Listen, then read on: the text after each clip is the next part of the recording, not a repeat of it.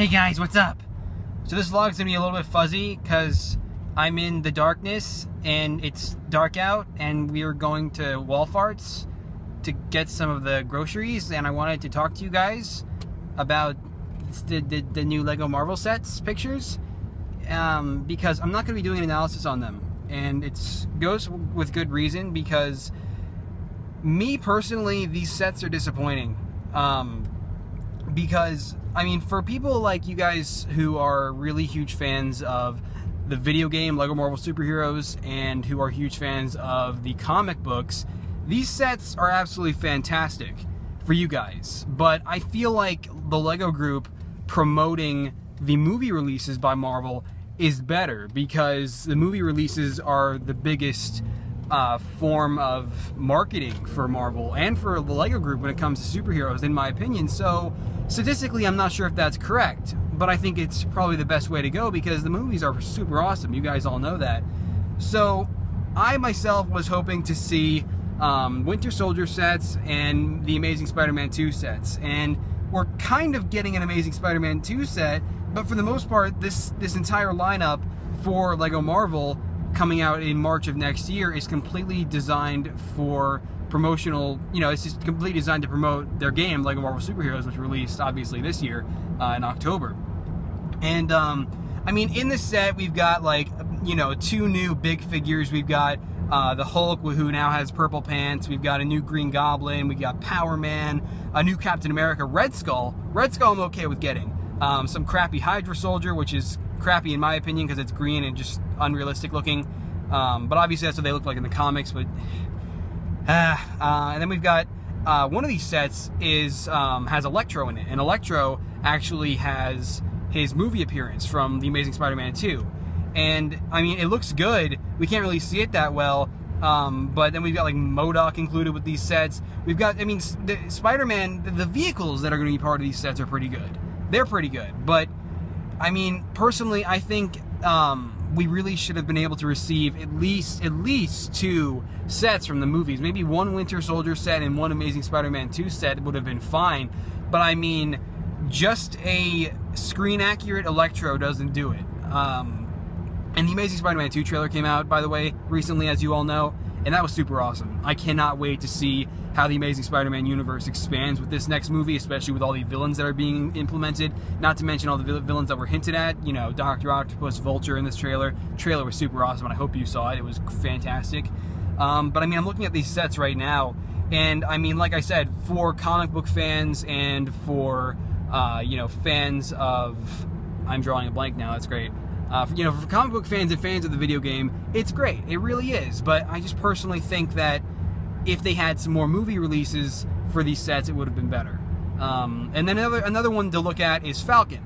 Falcon's going to be included with one of these sets. And Falcon is totally accurate to his comic book appearance, and that's super awesome. I think that's great for comic book fans.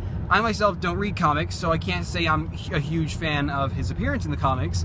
But he looks like he'll be really cool in Captain America the Winter Soldier. He's going to have a full-blown tack suit with his mechanical Falcon wings, and I think that would have been a hell of a lot cooler to portray as a Lego minifigure than his comic book appearance. Now, obviously for a younger audience, none of this is going to matter.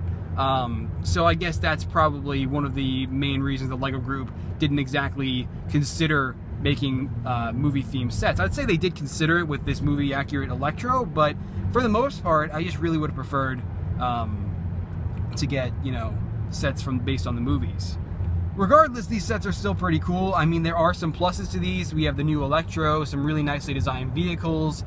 We've got a better Captain America, and we've got Red Skull. But I mean, in the long run, these are all these sets are just set to promote Lego Marvel Superheroes, which personally I don't think was the best Lego Marvel game. Now, I would have probably really liked these sets a lot if they had the main protagonist not be Spider-Man in every single one of them. Literally every single one of these sets, your main superhero is Spider-Man. And now, obviously, some of these sets are also based off the Ultimate Spider-Man TV show, which is fine as well. But in the Lego Marvel Superheroes video game, if Lego is trying to promote that, then I think they should have included minifigures such as Fantastic Four minifigures. It would have been really cool to get Johnny Storm or Mr. Fantastic himself. There are various superheroes in the Lego Marvel Superheroes video game that were huge, you know, protagonists in that story that could have easily been implemented into these sets. It doesn't just have to be Spider-Man, Spider-Man, Spider-Man, Spider-Man. That gets pretty old pretty fast. So for the most part, I think these sets have their ups and downs. I think they're going to be great, but you see, the reason I'm doing this vlog is because I'm not going to do an analysis on these, because if I say this in an analysis and I just kind of beat on these the way I am, then I don't think it's going to go over too well with you guys, because I know you guys don't want to hear me, you know, pretty much bitching about them the entire video. So I decided to do this vlog instead to give you guys my general opinion. Now, if I'm going to review these, I think I will. I think I will review them, but I won't be as hard on them as I am now. And, you know, when I review these sets in March, I'll probably really, you know, come from the perspective as being, you know, someone who's a fan of Lego Marvel in general, rather than just being someone who really enjoys the movie theme sets. So, guys, if any of that made sense that you've been listening to, you know, just let me know in the comments what you guys think. I hope I made enough sense to where you can understand what I was trying to get at. But, I mean, like I said, these sets, they look great, but I don't know, just not what I would have preferred. But let me know what you guys think in the comments, because that's what I think. And I want to know what you guys think, because from what I've seen, a lot of you seem to be really fond of these sets. Now, because of that, because you guys are really fond of these sets, and I'm not, for the most part, that's why I'm not doing this analysis, because I'm going to be the one person out of all of you that isn't necessarily looking forward to these sets. But I do give Lego props to all the new minifigures. They did a great job on the printing the new molds for like the big figure, the big Goblin. The new Electro figure looks great, and you know, MODOK, the new molding. It's great in terms of innovation when it comes to their actual minifigures quality, but not when it comes to what these minifigures could be based off of, if that makes sense. I'm a Ross, and I approve this message.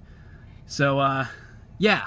Anyway, now that I got that out of my system, and now you guys know what I think of these sets, what do you think of the sets? Let me know in the comments, like I said. And I'm going to go to Walfarts. I'm going to get some of the groceries, and go. Okay. Lego Marvel Superheroes. And, okay. Bye.